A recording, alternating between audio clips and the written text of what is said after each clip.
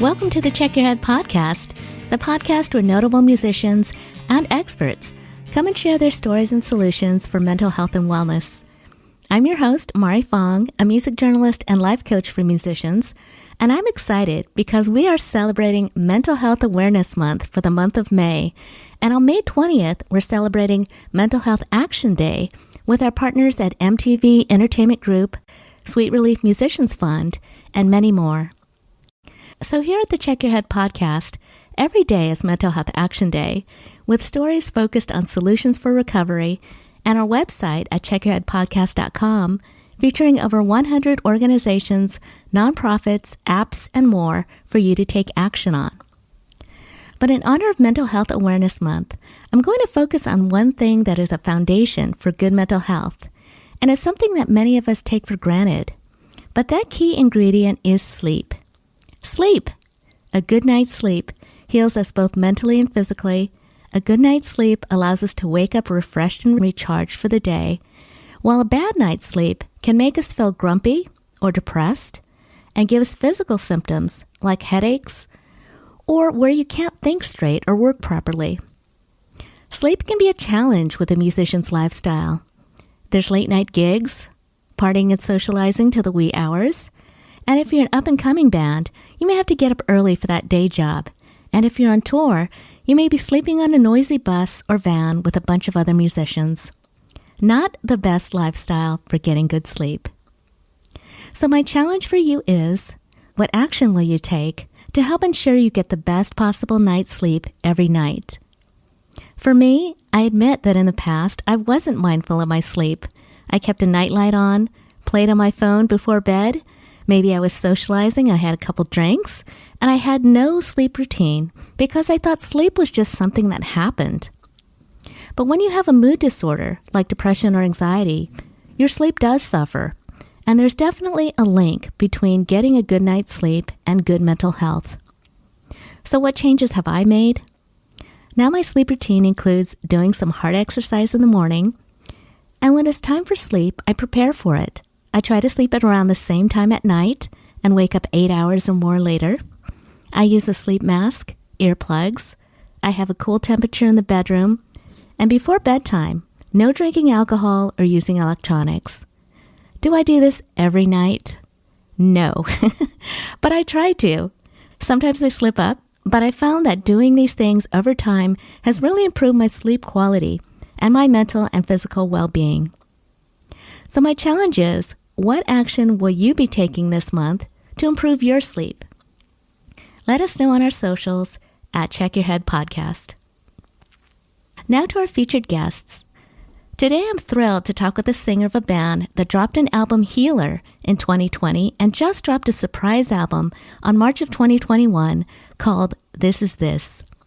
They are the first band in the U.S. to be certified climate positive by the United Nations and has been busy during the pandemic, raising funds for important causes like Campaign Zero to end police brutality, the Ally Coalition for LGBTQ youth, and the Mac Miller Fund that assists musicians in substance abuse recovery. Our musical guest today is Hannah Hooper from Grouplove, who shares her story of stage fright and finding self-love and empowerment. Hannah also talks about her friend Mac Miller and how she felt he co-wrote the song Broken Angel with her after his passing. I'll be playing a clip from Grouplove's single Deadline from their new album This Is This, so stay tuned for that. Next, I talk with experts from the nonprofit Backline, an organization that connects those in the music industry with therapists, support groups, and mental health resources.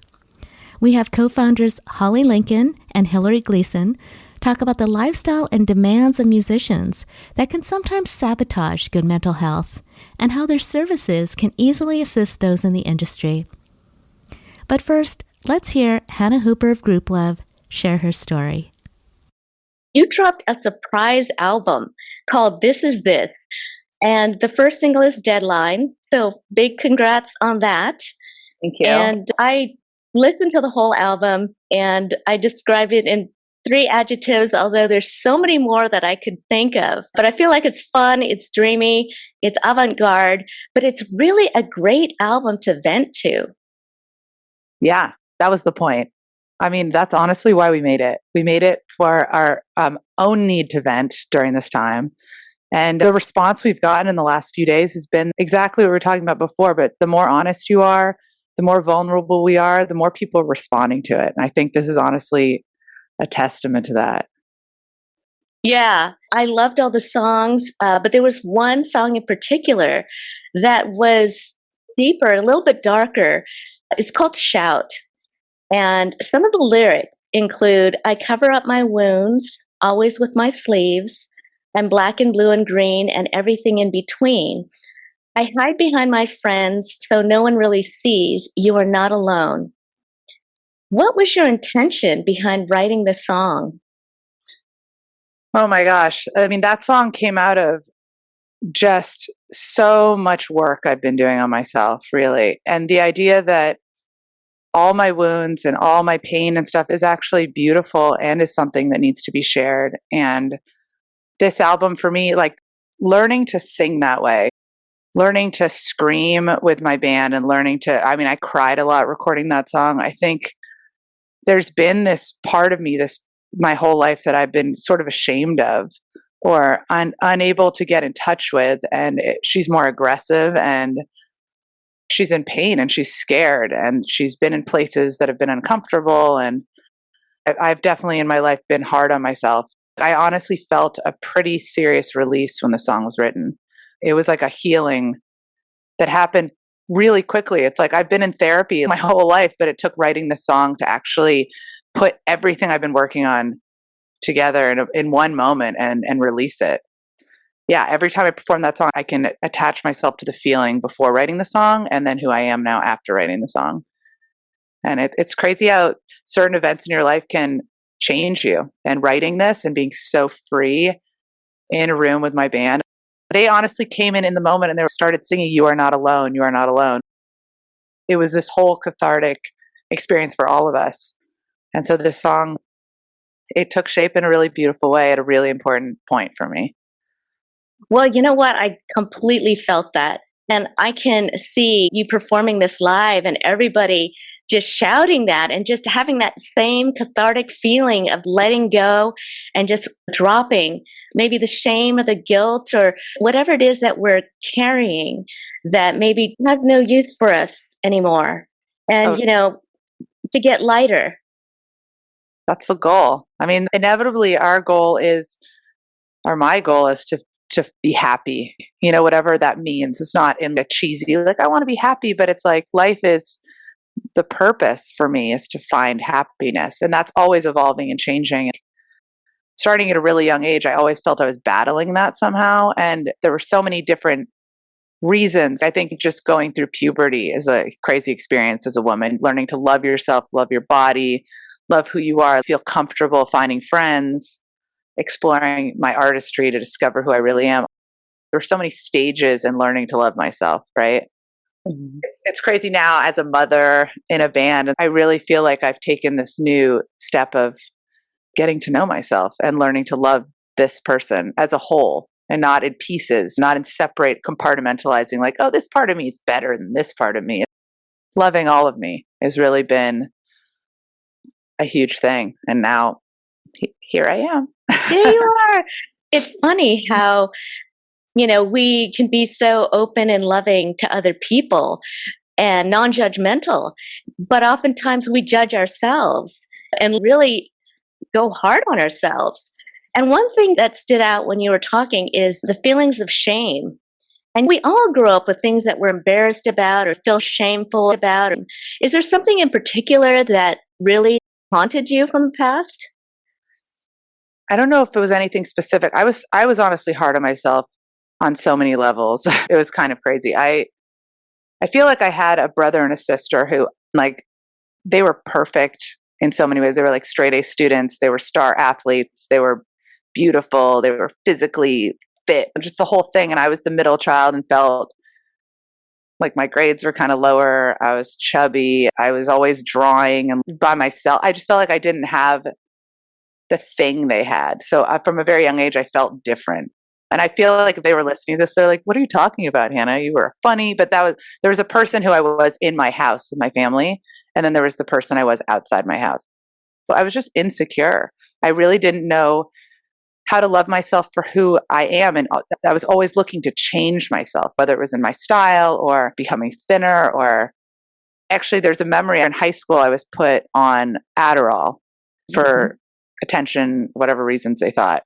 I remember it changing me so quickly. Like it changed my body, it changed my grades, it changed the way I connected to people, and not in a positive way. Honestly, the outcome of taking that medication for a very long time really messed me up for a long time. It's like there's a quick fix to things, you know what I mean? And so on the outside, people thought I'd found this quick fix, but actually what it was doing was making me further and further away from myself.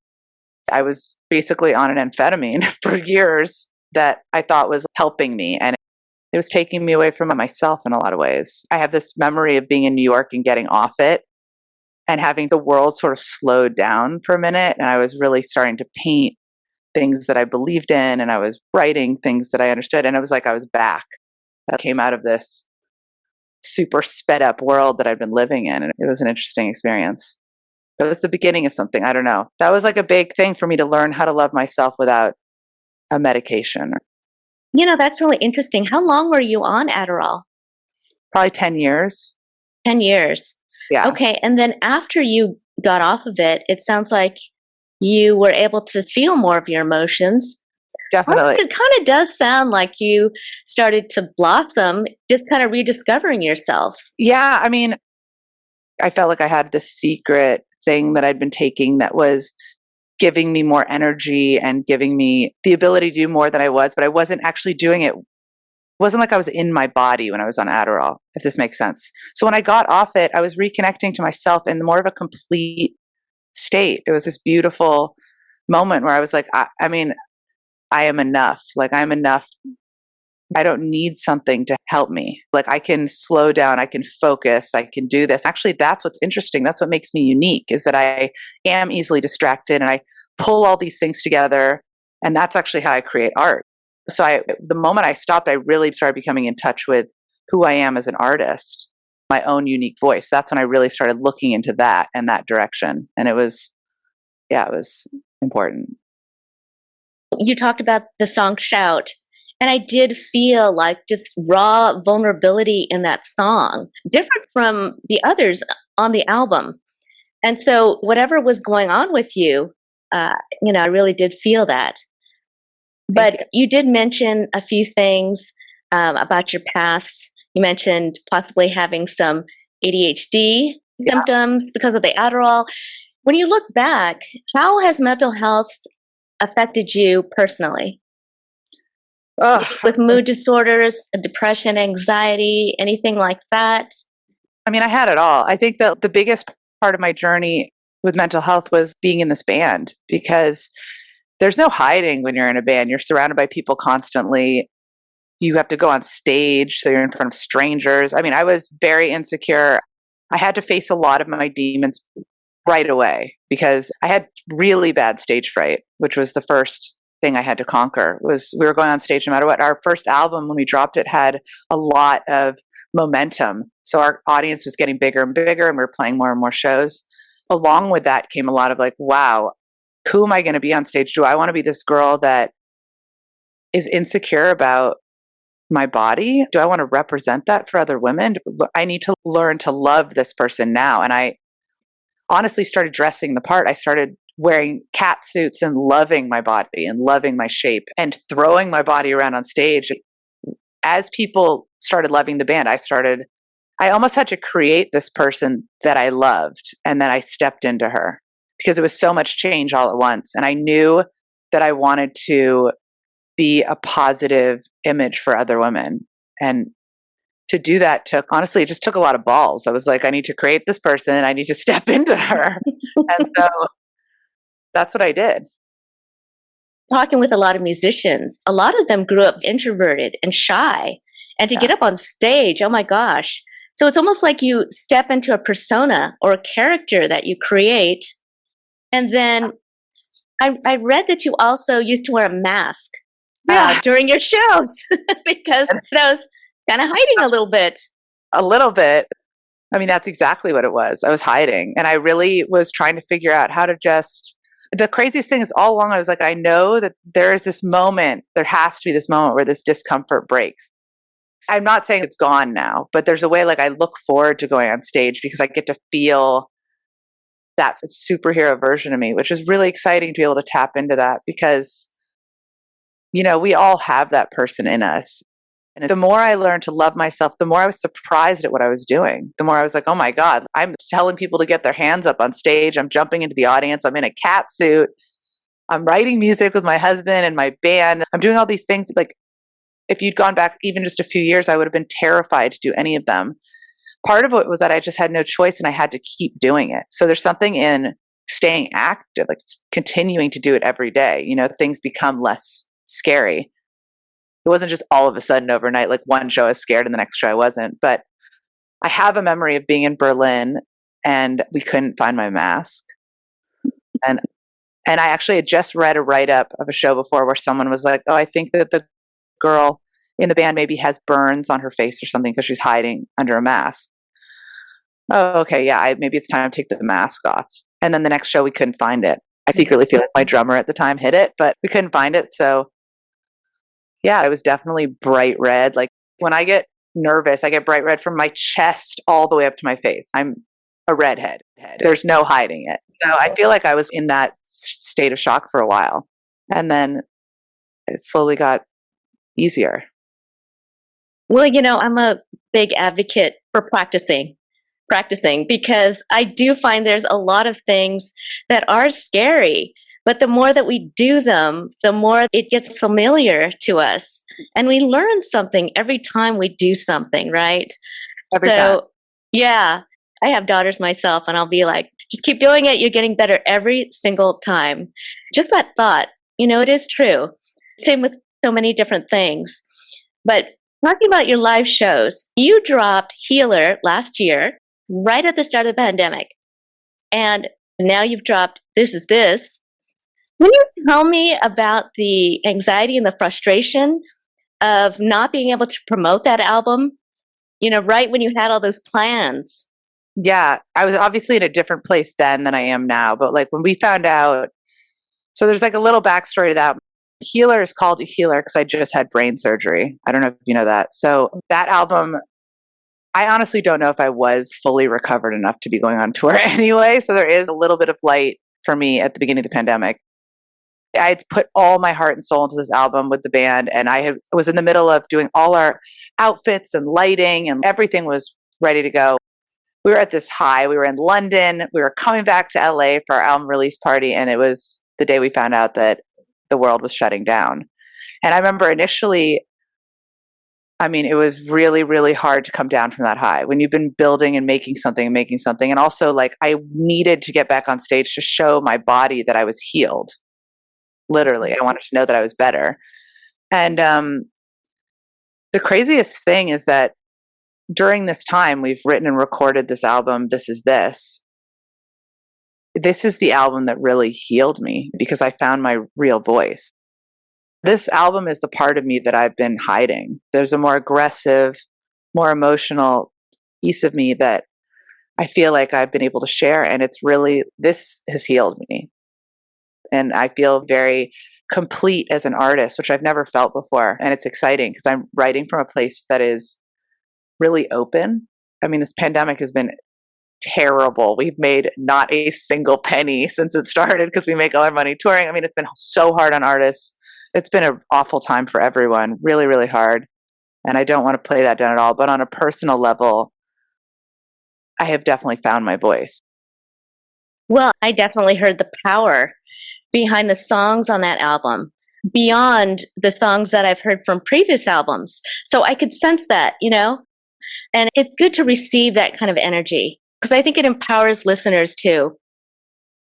But you mentioned your brain surgery and you had a cavernous malformation and you had to have brain surgery. How did you first respond receiving that news, especially being married with a daughter? I honestly it was a weird thing. I immediately started worrying about Christian and my husband, and the way, if the roles were reversed, how I would be so scared. Because when he gets a cold, I'm like, oh my gosh, let's go check that out. So he was just a rock for me the whole time. So I honestly, I worry about the people around me before I worry about myself. So I was very concerned on how to explain it to my daughter, and I was really concerned about him. So part of me was playing up like, I'm cool, let's keep working. Everything's fine. And in a way, because of all these things I'd been through in my life, it didn't feel that scary. I felt like I knew I would be okay. It was crazy to have a problem that was medical and serious, and it wasn't self-inflicted on myself for the first time. Something that I'd created in my mind. Do you know what I mean? It was like a physical thing rather than depression or things I feel like I've kind of self-imposed in my life. But to have a medical condition, I knew that I would be okay. Christian told me the story after the surgery when we knew I was okay. We'd say goodnight at night and he would just lay on the pillow and look at me and be like, oh my God, in like 2 weeks, my wife is going to get brain surgery. Like her head is going to get cut open and this thing is going to be removed. And the strength that he had to not show me that he was scared was really what got me through. And the whole time, I mean, it was that he showed no fear around me. He's an amazing person. You know what? I mean, it's so important to have a good partner in your life. It's not just the mental part of it, but the physical part, the intimacy. So I'm really glad that you have Christian and your daughter and other people around you to really support you and to help give you strength during those times. And, one thing I read is that months before the surgery, you said you tried to stay distracted and not spiral. What does that mean to spiral for you? Oh, well, it's like a loop almost. It happens sometimes when, let's say I'm on tour, where my voice starts getting hoarse and it's the night before a show, because we'll do like 5 shows in a row. Spiraling for me is I'm in bed. I know I need to be going to sleep. And I start thinking about, oh, it hurts when I swallow. Oh, I should go get some water. And I basically create this entire, it's like I live out the next few weeks of my life. They've become a disaster. I've lost my voice. I go through it all. And you live events out that will never take place in your life because through the power of your mind. Like we go through so many more issues just by living them out, like imagining them. And yeah, that's spiraling for me. So I honestly, I meditate now every day, and that has changed my life. I do not spiral as much. Meditation. And what is it that meditation brings to you? Or what do you receive from meditation? I mean, first off, just an immense amount of clarity and calmness, which is, I have a pretty chaotic life. Dedicating time for myself where I can be present and feel my breath and just know that like I'm good. To come back to that place of I am good, I am here, I am breathing, all these things, then I can go on with it. And I'm like, okay, it's when I don't take that time for myself that everything can sort of pile up. But like running late, dishes, writing a song, interviews, like all that stuff, just it all becomes the same level of intensity. And so to be able to take a moment and slow down, then suddenly I'm like, oh, life is beautiful. And this is great. Yeah, it does take those quiet moments to kind of realize all of those wonderful things in your life. And I saw a photo that I found really interesting. I saw the words self-care tattooed on Christian's fingers. Was there an incident or situation that inspired him to get that tattoo? Yeah, our friend Mac Miller put out an album, Self-Care, and he passed away. And Christian, he tattooed that to commemorate him. But then also, we are people that constantly need to remind ourselves to take care of ourselves. And that is how you can start your day and then help others and spread love and be able to put on a show like we do or any of it. It starts with loving yourself. And Christian is, I literally married Buddha. I married the calmest, kindest, most supportive person ever. I mean, the fact that not only is he so supportive of the album, This Is This, where I'm literally singing more than I've ever sung in my life, he's so proud of it. And he was there just being like, you're crushing it. Like, go back in there. You know what I mean? To have someone who's so selfless in that way because he feels so fulfilled by other people's joy. It's really a beautiful thing. And he's taught me so much about that because he was already in that self-love. He's always been there. I don't know how. His mom tells me he's just been this way his entire life. And it's wild and it's beautiful. You know, when I read about how you met, it almost seemed like when you saw him, the clouds parted and the birds started to sing. And it just seemed like this moment that the universe brought him to you or brought you both together. And so it's really great to hear that after, you had that initial feeling that all of those things about him just line up so well with you and your personality. Getting back to the self-care, which is so important to keep that in mind. And my gosh, he has a reminder now on his fingers, along with, of course, Mac Miller, which, great friends. And I'm so sorry to hear that you lost your friend. But what does self-care look like to you? I think self-care, this is a really interesting thing because we moved from Los Angeles to Atlanta during this pandemic. And I think when I was in LA, I was sort of obsessed. I would wake up there and open my email and I would have like, do this 6-day juice cleanse, come self-care yoga down the block, like blah, blah, blah. The consumerist version of what self-care is. I moved to Atlanta and it's a very different city here, but self-care is turning my phone off. Self-care is being present with my daughter and just being with her and going on a walk. Self-care is slowing down and not trying to get 400,000 things done at the same time, but actually experiencing each thing and living in it and enjoying it so that I've accomplished it to the fullest. So that when I move on to the next thing, I feel like I gave that my all. Whether it was my daughter or time with my husband or writing a letter to someone or this Zoom call right here. You know what I mean? Like it's whatever I'm doing, I want to be here and then, do the next thing. So I remember in LA, I would have my phone open. I'd be eating lunch. I'd be surrounded by the band, like it was too many things at once. I wasn't taking care of myself in a way that I thought I was. And by stepping away from that pattern, I've just been like, I genuinely feel so much healthier here. And I think a lot of it is that you can't really buy self-care. You have to just do it. And that really means, for me, it means just slowing down. And you get as much done at the end of the day. And I feel really fulfilled because I'm in it. I'm living my life. Yeah, I think that's one of the gifts the pandemic has brought us, even though it's been such a challenging time in so many different ways. I think it's almost forced us, if we haven't slowed down, to slow down. And it really has made things clear on what's important in our lives, the people that are important in our lives, and the things that we really reach out to do. You mentioned therapy, that you had been, going to therapy throughout your life. Is that something that you still continue to do? And if so, what are the benefits for you? Well, first of all, I found an amazing therapist in LA who I will not let go of. She moved to Sonoma and I moved to Atlanta. So we FaceTime and I try to FaceTime with her. I used to do it a lot more regularly, especially on tour, but I FaceTime with her twice a month now. And it's honestly for me just to check in. And I like having someone outside of my world who can weigh in on situations and just give me an outside perspective. So she's become a friend in a way, but I look forward to talking to her.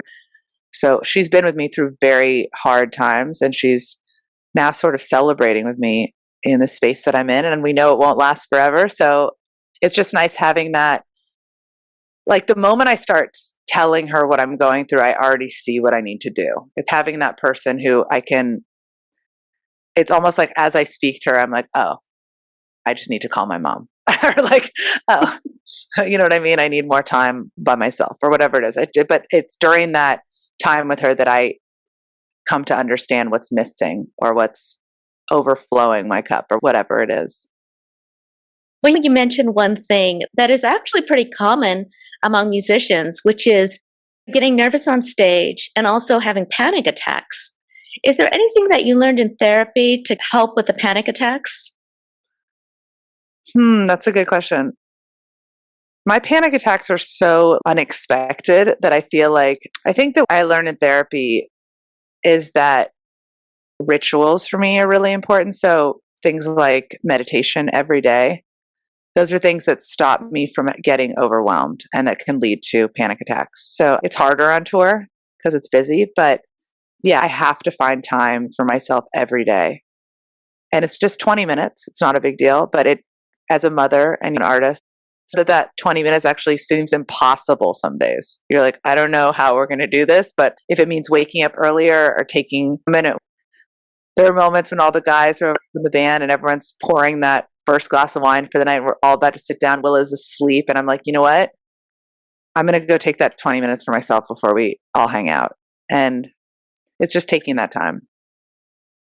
You mentioned Mac Miller.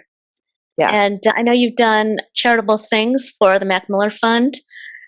Losing him as a friend, how did that affect you? I mean, it was so sudden. I've actually lost a lot of friends in my life, which is weird. When I was living in New York, a lot of friends passed away, mostly from drug use. But it hit harder with him because we were just texting and we were just planning on him meeting Willa, and there was just a soul connection there. It was really hard. And actually, from the moment that I found out he passed away, I wrote a song called Broken Angel, which we put out. And I honestly felt like he wrote that song. It was weird. I was just at the piano and I don't remember writing it. It was a crazy thing. And I remember calling his mom, who I love and I'm very close to. And for some reason, he's someone who's passed away that I still can't understand it. But of anyone, because we have his music, there's like this way that he feels close always. And it's definitely a tragedy. It really is. It's very sad. Yeah, that's actually one of the reasons why I started the podcast is we're losing these musicians that bring us so much joy, and they're leaving the world in so much pain, or, when addiction has overtaken them. It's just, it's heartbreaking. And I want to see people live and have us all enjoy all this wonderful music. I think that creativity, a lot of it, the source is pain. You know what I mean? So you dig into that. It can hurt. It can be hard to live in that. And to a lot of people I know that are creative, yeah, there's a lot of pain there. And that's where we write. That's where we go to write. And I feel lucky because a song like Shout, I got to release that. I really genuinely felt a release. But yeah, it's unescapable for some people, Well, one thing that I really appreciate and admire is that you've been doing so much charitable work and speaking out and taking action on social and political topics like Campaign Zero, where you talk about ending police brutality.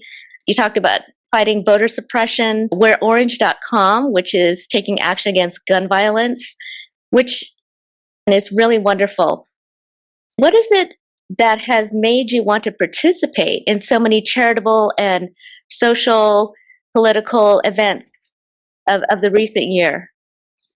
Oh my God. I mean, this year has opened up so many doors and windows, and it's just brought so much stuff to light that obviously has been going on, but it's at the forefront of what's happening right now. I feel like as a musician, we're given a platform where we can bring things into light, or we can just focus on our music. And our band is we find it really important to intertwine the two, and if we can get other people and fans to get involved, then why not? Why not use our platform to do that?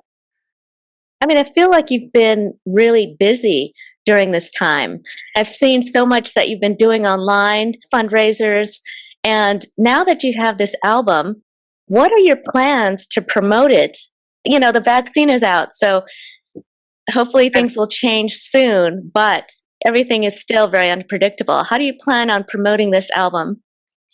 Well, we are doing a monthly live stream called This Is This Moment through Moment House, where we're going to be playing a lot of these songs. We just did our first one last Thursday, which was the night before the album dropped. We played the entire album front to back, which was really fun. But we're really just creating this space where our fans can come and experience different shows with us. We're going to do some wild stuff there. I'm going to build this entire installation and make a bunch of outfits for us. And I just want it to be something people have never experienced and also give us an opportunity to play with ideas. It's a crazy time. We're going to be doing a lot of live streams, a lot of Zooms, a lot of interviews, and a lot of music videos. It's a lot of screen time, but it's the way to share the album. The feedback has been overwhelming. It really has. It's been pretty beautiful. So let's keep that up. Well, you know what? I was at the one last Thursday, and I really loved not only the performances, but there's a special interaction that you have with your fans.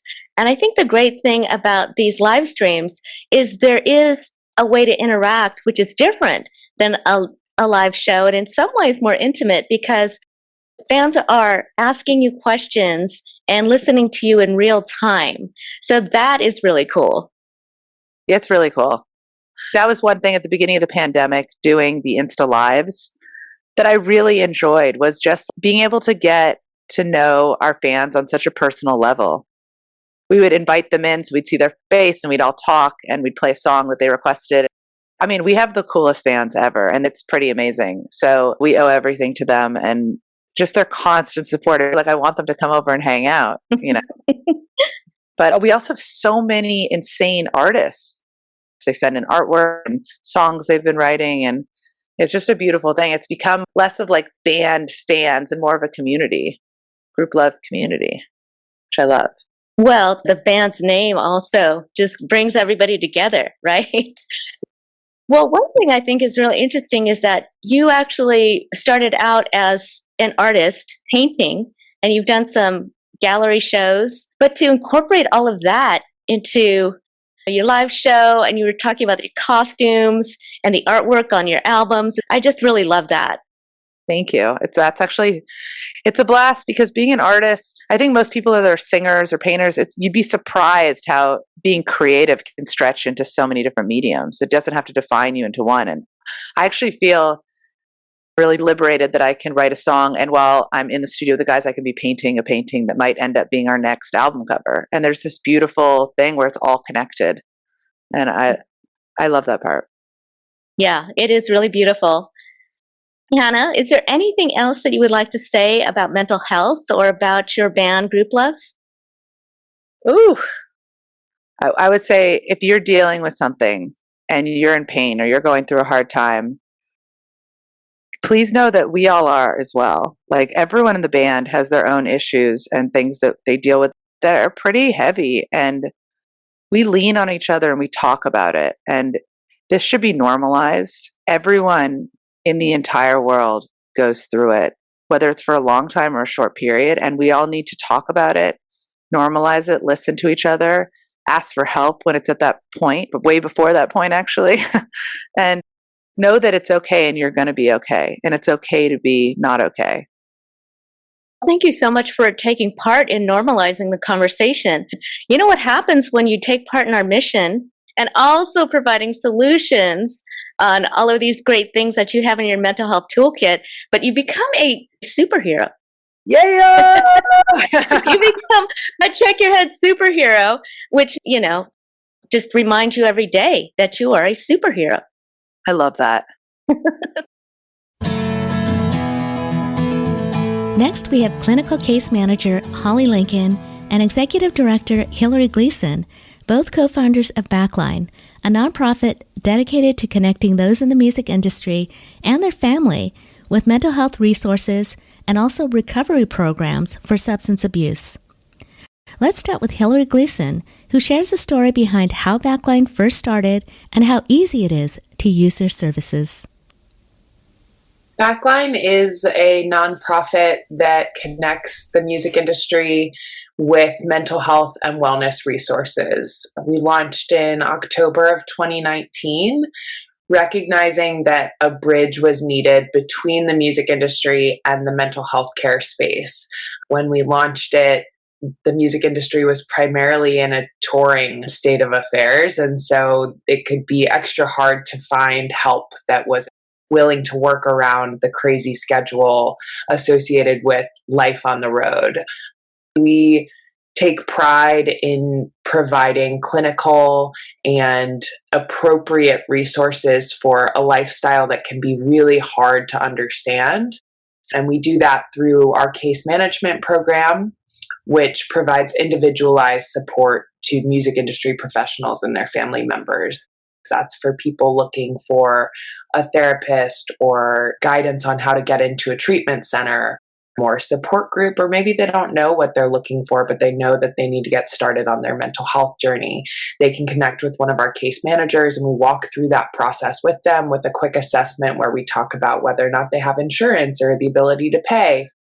Yeah, I feel like the whole connection that you provide musicians is so important because it's hard enough to have a mood disorder, but when you're in the midst of it, you can be so exhausted and you could feel so hopeless that even doing the research and finding out what's best for you is a lot of work. So just to be able to make a simple call to you and to contact Backline and to have you do some of the legwork and pair somebody up with the right person is so important. But I was wondering, there's so many different organizations that you could have each been involved with. What experience in your own life has made you want to participate in Backline? We all were called to action following the loss of two of our community members to suicide in the summer of 2019. And they were both incredible musicians and wonderful people. And their losses really brought our community together to start asking some of the hard questions around how we can take better care of one another, and also where the gaps were and how we could make it so that people weren't continuing to fall through the cracks. And so we started a series of calls to have those conversations with artists and tour managers and agents and promoters and really the whole spectrum of the music industry. And those conversations were so raw and real. And we were talking about things like when someone in your band has struggled with substance abuse or mental health, what does that look like? Where did you turn? Where did you go? And the answers were all over the place. Many of them were running a Google search or picking up the phone and calling someone and saying, hey, I know you have a therapist. Do you think that they would be a good fit for me?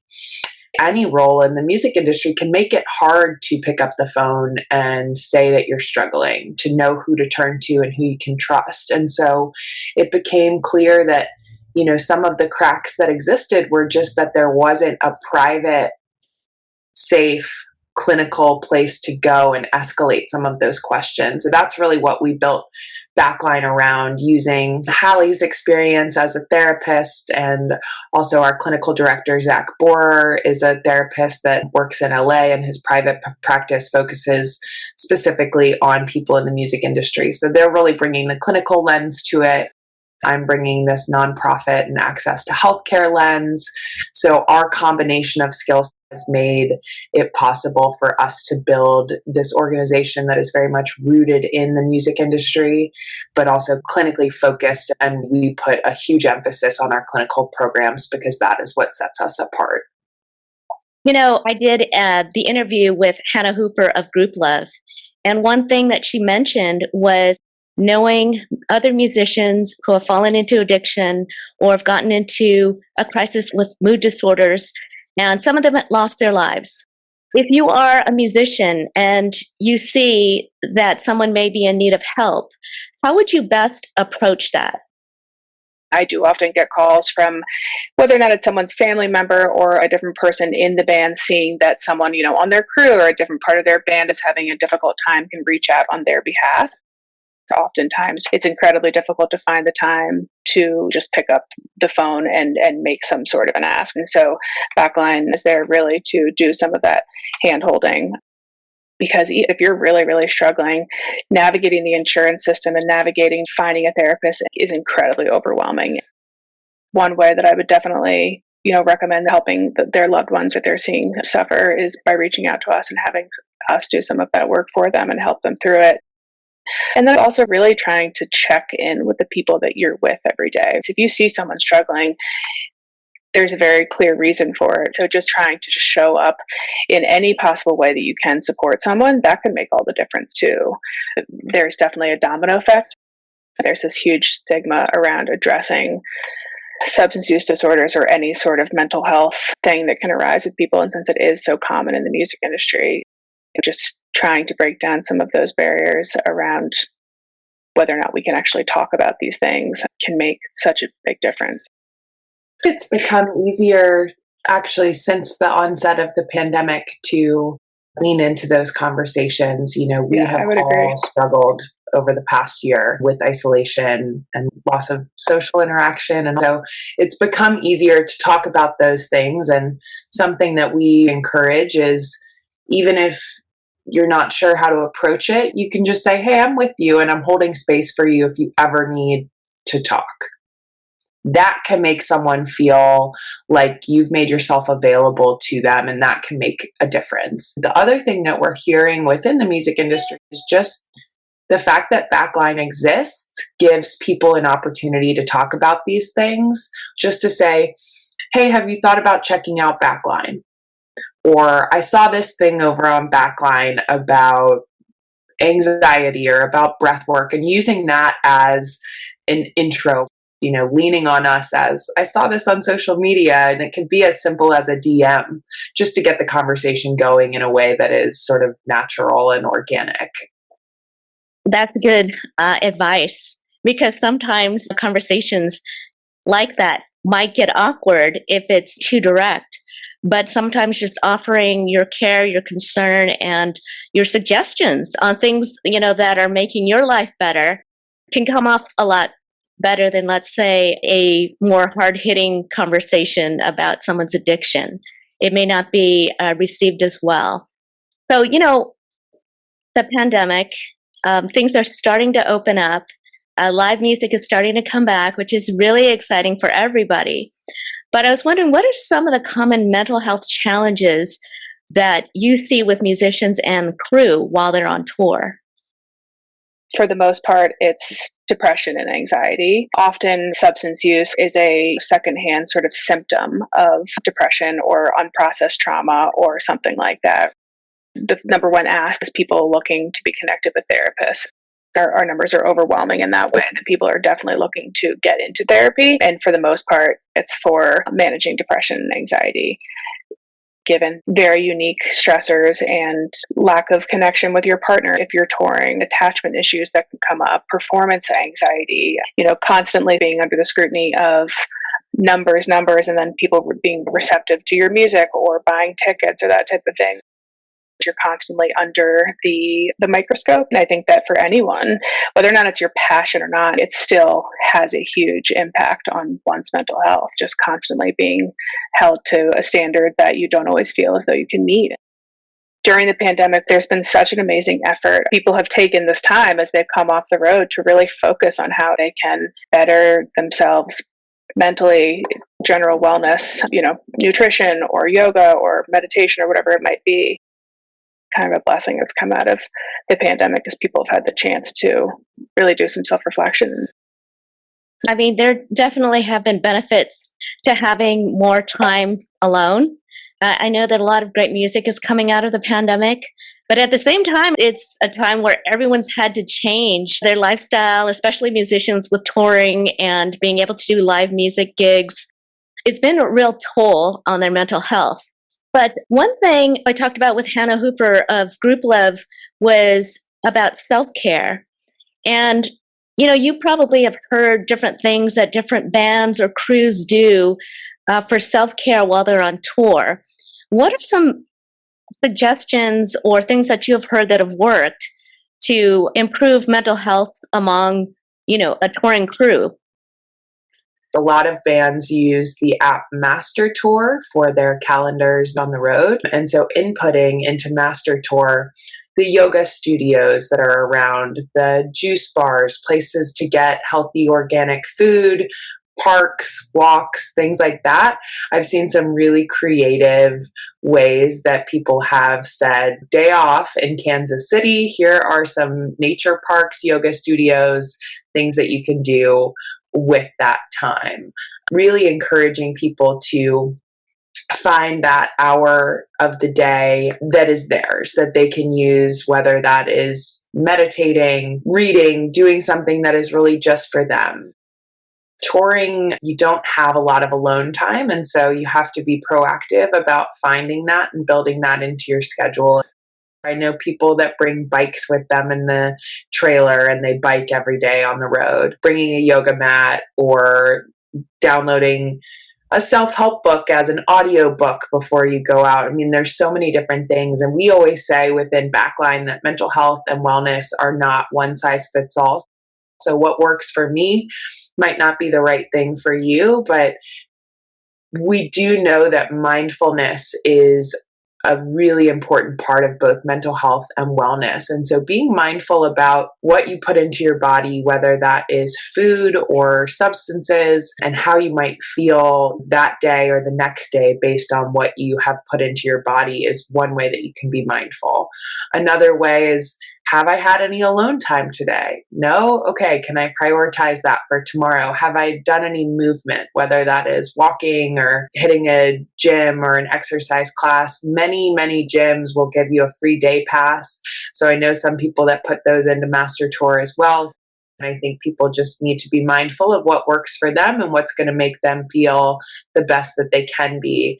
Really, what we're trying to encourage is for all of us to be able to show up happy and healthy to work. And that is going to be a different formula for everyone. So trying to dive into what makes you feel great is a big part of the process.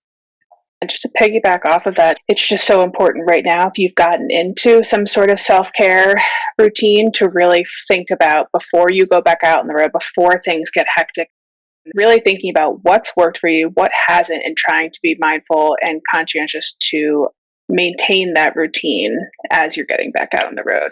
Because getting back on a tour bus or back into hotels, all those things can go out the window if we're not very, very conscious about implementing them, just trying to stick with the routine and know that as you're going back into a different environment, how you can incorporate it there. Well, you said one thing about routine, and the thing is that sometimes with creative people, they're not necessarily routine orientated. And I know for myself, I've had to be really, really conscious about keeping routines, because that is so important to mental health, whether it's making sure you incorporate exercise, good nutrition, and sleep is really important. I mean, it took me a while to get a sleep schedule down so that my body can heal and repair during that time. And I could see how that is a huge obstacle while you're on tour, because, it's late nights and tour buses where some people might want to stay and socialize all night, and some people just want to go to sleep. So, having to navigate through that. I think being honest with yourself and others about your intentions is a really helpful step in this. So if you have been really focused on nutrition or movement or meditation going into the tour, letting people know that that's something that you want to continue to do. And I know a lot of people that buddy up on tours. Hey, it seems like we're going into this tour and we both want to be working on fitness or trying to get more sleep or calling home more often, whatever that thing is that you can find accountability on. That's a really awesome way to get farther in what you're trying to do. There's a great African proverb that says, if you want to go fast, go alone. If you want to go far, go together. I think that's something that we should all be looking to, is a community of people that you can lean on. Yeah, that kind of reminds me, we had an interview with Sammy Dahl, and she's part of a band called IMX, and they are all making mental health a priority for their band and their crew. And support groups are so good to have. I've been in support groups. I've led support groups, and they have one amongst their crew where, people can vent. They could voice things like their goals for the tour. They could partner up with other people, and that would be something wonderful to not only bring the crew together, but also, making mental health a priority. But speaking about support groups, can you tell me the advantage a musician coming to an online support group with Backline versus let's say, a regular local support group?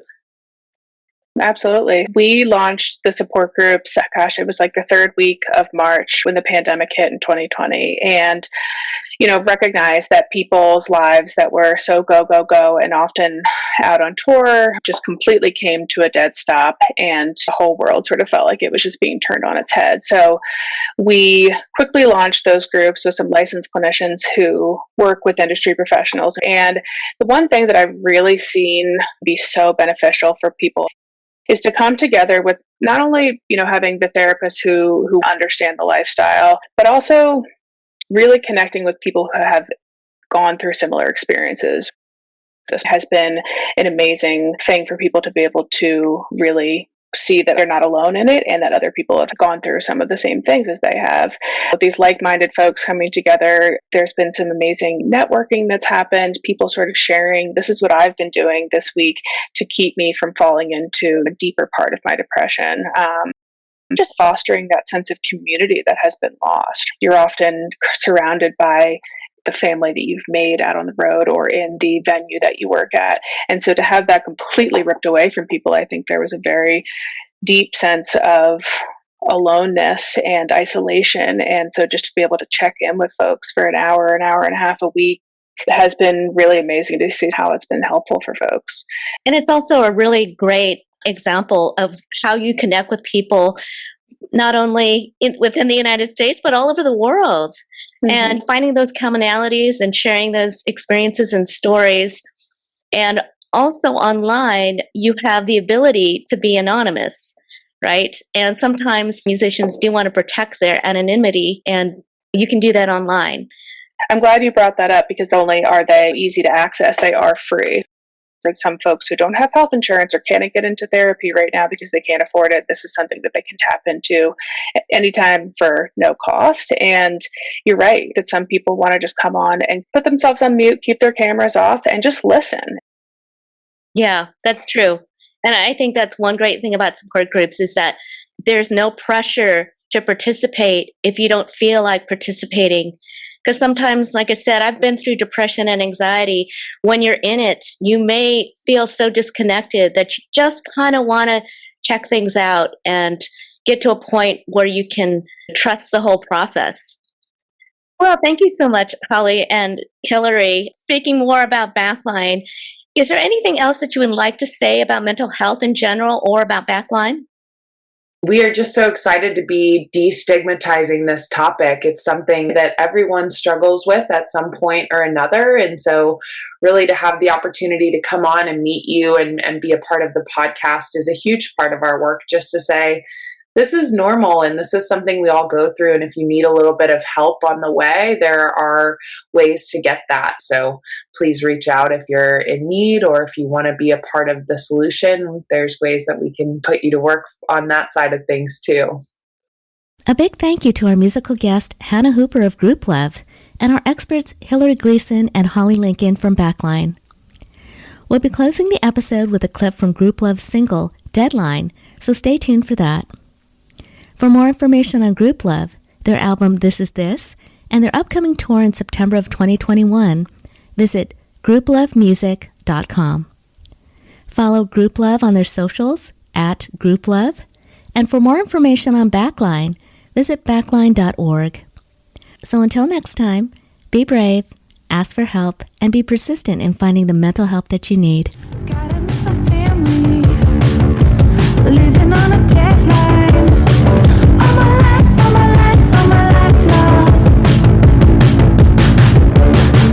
I'm alive, lost, 'cause you got me overthinking the crowd. Everybody's got a place they like to go. I'll never make it on my own. I get the feeling that you wanna lose control, and you know that I'll go there with you.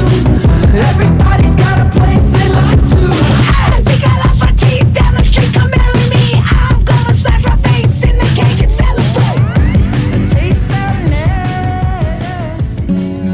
Check Your Head podcast is kindly supported and partnered with Sweet Relief Musicians Fund, DBSA San Gabriel Valley, Earshot Media, and Lemon Tree Studios in Los Angeles. Visit checkyourheadpodcast.com where we have over 100 solutions for mental health. Be our friends on social media at Check Your Head Podcast. Watch us on YouTube and support us with a kind donation on checkyourheadpodcast.com. Check Your Head Podcast is sponsored by a 501c3 nonprofit, with all donations being tax deductible. Thank you for your support, and thank you for listening.